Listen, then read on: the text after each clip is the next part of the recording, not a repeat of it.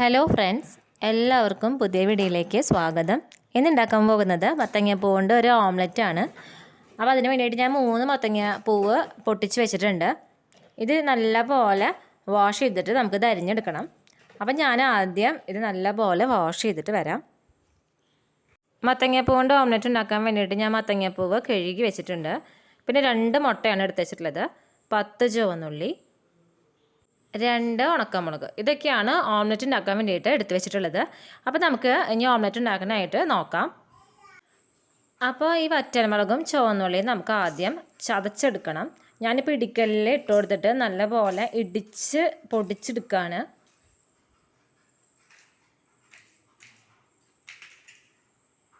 കണ്ടോ പൊടിഞ്ഞു വരുന്നത്?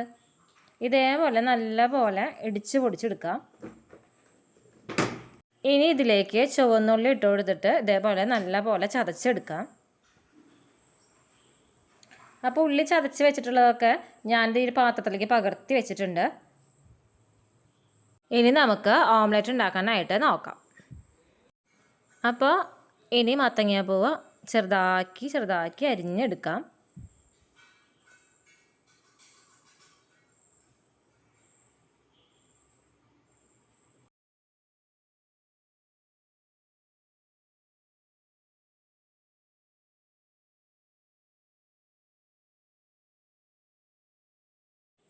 അരിഞ്ഞ് വെച്ചിട്ടുള്ള മത്തങ്ങപ്പൂവ് ഞാൻ ഈ ബൗളിലേക്ക് ഇട്ട് കൊടുക്കുന്നുണ്ട്.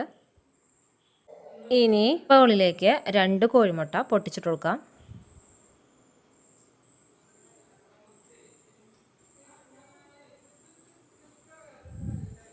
നമ്മൾ ചതച്ച് വെച്ചിട്ടുള്ള ഉള്ളിയൊക്കെ ഇല്ലേ, ഉള്ളിയും മുളകൊക്കെ അതൊക്കെ ഇട്ട് കൊടുക്കാം.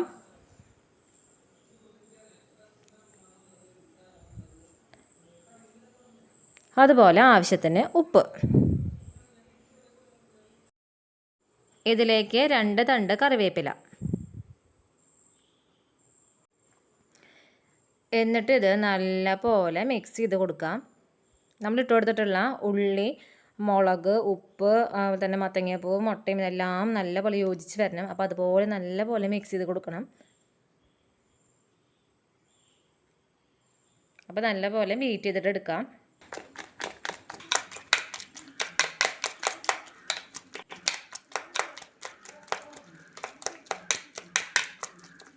അപ്പോൾ ഇത് നല്ലപോലെ മിക്സായി വന്നിട്ടുണ്ട്. ഇനി നമുക്ക് ഓംലെറ്റ് ആക്കാനായിട്ട് നോക്കാം. അപ്പോൾ ഓംലെറ്റ് ഉണ്ടാക്കാൻ വേണ്ടിയിട്ട് ഞാൻ ഒരു പാൻ അടുപ്പത്ത് വെച്ചിട്ടുണ്ട്. അല്ലെങ്കിൽ വെളിച്ചെണ്ണ ഒഴിച്ച് കൊടുത്തിട്ടുണ്ട്. വെളിച്ചെണ്ണ ചൂടായി വന്നു കഴിഞ്ഞാൽ നമ്മൾ മിക്സ് ചെയ്ത് വെച്ചിട്ടുള്ള മുട്ടയും മത്തങ്ങപ്പൂവൊക്കെ ഇല്ലേ, അത് ഒഴിച്ച് കൊടുക്കാം. അപ്പോൾ പാൻ ചൂടായി വന്നിട്ടുണ്ട്. ഇതിലേക്ക് മുട്ട ഒഴിച്ച് കൊടുക്കാം.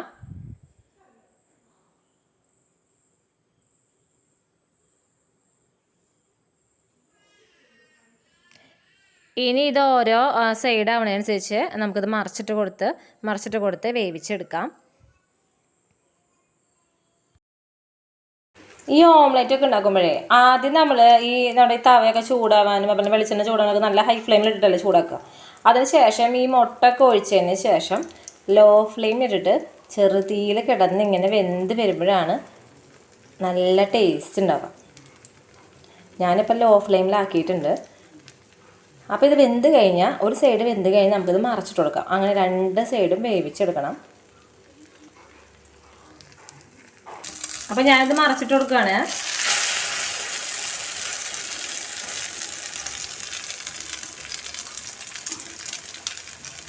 ഒരു സൈഡ് ആയിട്ടുണ്ട്. ഞാൻ അപ്പുറത്തെ സൈഡും കൂടി ഇതേപോലെ ലോ ഫ്ലെയിമിൽ തന്നെയാണ് കേട്ടോ എപ്പോഴും.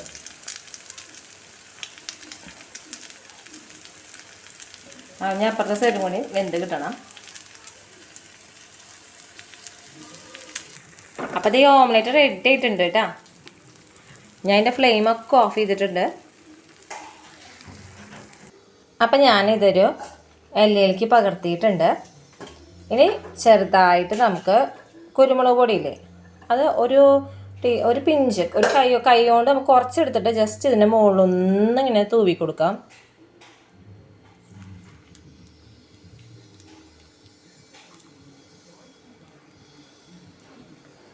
അപ്പോൾ ഇത്രയേ ഉള്ളൂ. സിമ്പിളായി ഉണ്ടാക്കാൻ പറ്റുന്ന ഓംലെറ്റ് ആണ്. വെറൈറ്റി ആയിട്ടുള്ളൊരു ഓംലെറ്റ് ആണ്. നമ്മുടെ വീട്ടിലൊക്കെ മത്തങ്ങ ഉണ്ടെങ്കിൽ, ഇപ്പം മത്തങ്ങ ഉണ്ടാവുന്ന സീസണൊക്കെ അല്ലേ, അപ്പോൾ മത്തങ്ങയപ്പോൾ എന്തെങ്കിലും ഉണ്ടാവുമല്ലോ.